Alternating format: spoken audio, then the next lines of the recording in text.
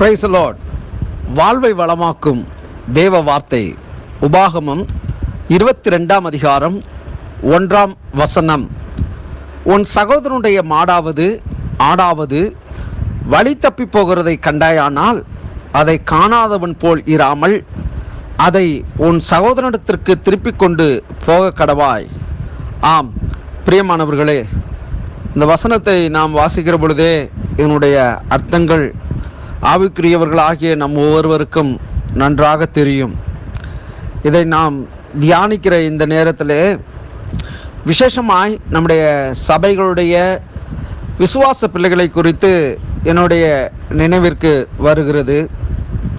சபைகளிலே, நம்முடைய சபை மாத்திரமல்ல, அநேக ஆவிக்குரிய சபைகளிலே இந்த வசனத்திற்கு ஏற்றாற்போல் விசுவாசிகளுடைய நிலை இருந்திருக்கிறதை நான் பார்த்திருக்கிறேன். என்னுடைய சபையில் கூட அப்படிப்பட்ட நிகழ்வுகளை நான் பார்த்திருக்கிறேன்.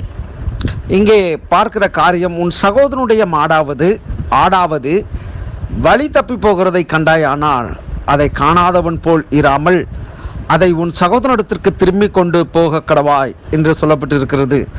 யாத்ராகமத்தின் புஸ்தகம் 23ஆம் அதிகாரத்திலே 4-5 வசனங்கள் இப்படியாய் சொல்லுகிறது.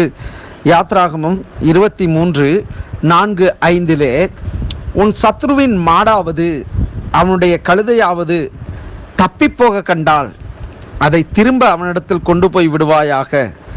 உன்னை பகைக்கிறவனுடைய கழுதையை சுமையோடு விழுந்திருந்திருக்க கண்டாயானால் அதற்கு உதவி செய்யாதிருக்கலாமா? அவசியமாய் அவனோடே கூட அதற்கு உதவி செய்வாயாக என்று எழுதப்பட்டிருக்கிறது. அருமையான தேவனுடைய பிள்ளையே, இங்கே ஆடு மாடு கழுதை என்று சொல்லப்படுகிறது. இதை நான் இப்படிப்பட்ட ஞான சிந்தையிலே நான் யோசிக்கிறேன். ஒரு ஆத்துமா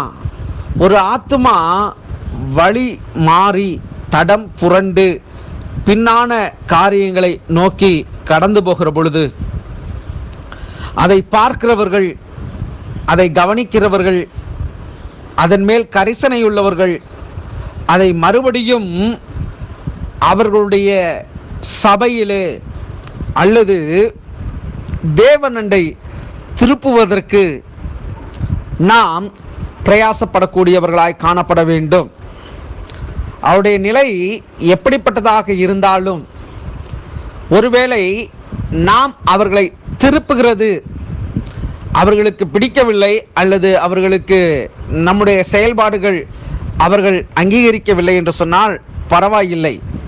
ஆனால் நன்றாக பழகி நன்றாக ஒரே மந்தையின் கீழ் இருந்து அவருடைய நிலை வழிமாறி போகிறது என்று சொன்னால் அவர்களுக்கு சொல்ல வேண்டிய காரியமாய் நாம் சொல்லி தேவனண்டை திருப்புவது நம்முடைய கடமையாக இருக்கிறது. சிலர் போக்காடுகளை போல் போவார்கள்.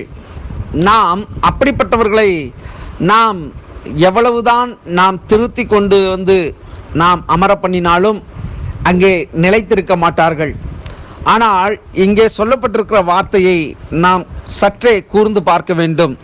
உன் சகோதரனுடைய மாடாவது ஆடாவது வழி தப்பி போகிறதை கண்டாயானால், அப்போ வழி தப்பி போகிற ஒரு சூழ்நிலை வருகிறது. ஆனால் அப்படி அலைந்து திரிகிறவர்களை நாம் சரியான பாதையிலே நடத்த வேண்டியது தேவனுடைய சித்தமாயிருக்கிறது. அதை உன் சகோதரனிடத்திற்கு திருப்பி கொண்டு போக கடவாய் என்று வசனம் சொல்லுகிறது.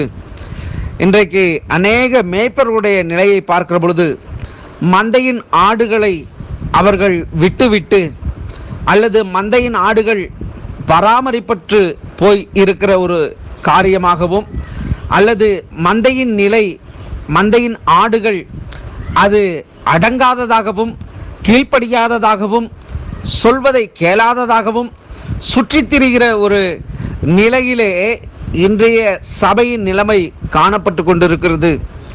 இப்படிப்பட்ட ஜனங்களை நம்முடைய மனதில் கொண்டு வருகிற பொழுது இருதயமும் பலவீனப்பட்டு போகிறது, மனதும் மாம்சமும் மிகவும் அவர்களை குறித்ததான வருத்தத்திற்குள் ஆகிறது. இதற்கு ஒரே வழி தேவனுடைய சமூகத்தில் நாம் அமர்ந்திருப்பது மாத்திரமே.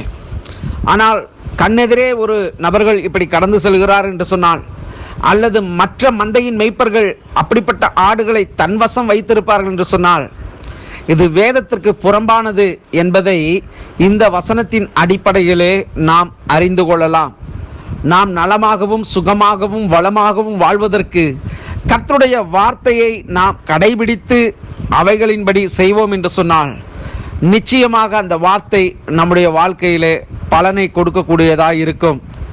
நிச்சயமாக நம்முடைய வாழ்க்கையிலே இது ஆத்துமாக்களை குறிக்கிற ஒன்றாக இருந்தாலும் மாம்ச ரீதியாய் ஒருவேளை ஆடோ மாடோ அல்லது கழுதையோ இப்படிப்பட்ட வளர்ப்புகள் கூட நமக்கு நன்றாய் அறிந்தவர்களுடைய காரியங்கள் இருக்கும் என்று சொன்னால் அவைகளை திருப்பி அந்த உரிமையாளரிடத்திலே கொண்டு வந்து சேர்ப்பது கூட நம்முடைய கடமையாக இருக்கிறது. இந்த வார்த்தை நிச்சயமாக அநேகருக்கு பிரயோஜனமாக இருக்கும். நீங்கள் வாழ்வீர்களாக என்று கிறிஸ்து இயேசுவின் நாமத்தினாலே உங்களை ஆசீர்வதிக்கிறேன். God bless you.